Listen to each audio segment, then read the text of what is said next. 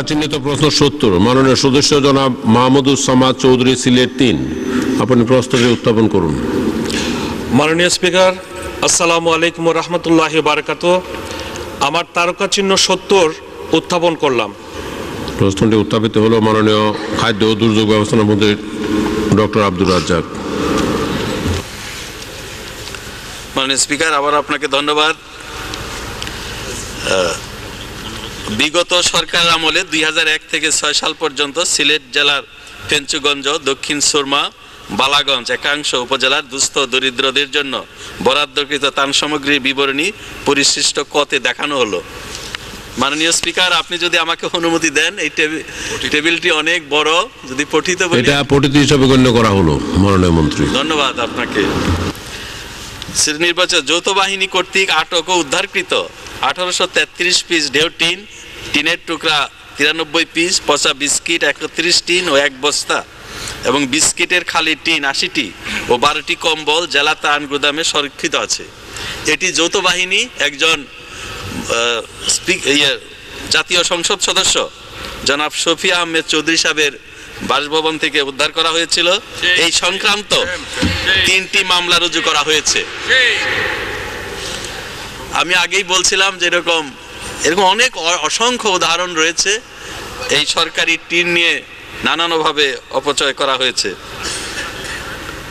এর একটি মামলায় শফি আহমদ চৌধুরী ও সেলিম আহমদ আদালত কর্তৃক নির্দোষ সাব্যস্ত হয়ে খালাসপ্রাপ্ত হয়েছেন। আরও 2টি মামলা চূড়ান্ত রিপোর্ট দাখিল করা হয়েছে এবং আরেকটি মামলা বিচারাধীন রয়েছে।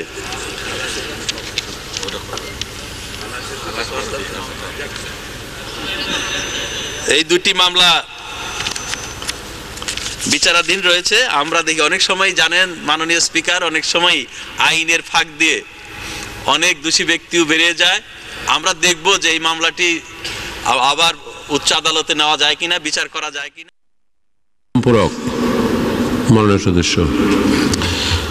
মাননীয় স্পিকার, মাননীয় মন্ত্রী মহোদয়কে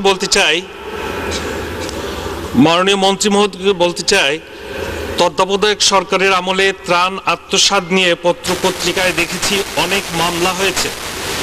এই সমস্ত মামলার ব্যাপারে মাননীয় মন্ত্রী মহোদয়কে কড়াভাবে নজরদারি রাখার জন্য আমি বিশেষ অনুরোধ জানাচ্ছি মাননীয় স্পিকার। ধন্যবাদ। ধন্যবাদ মাননীয় মন্ত্রী।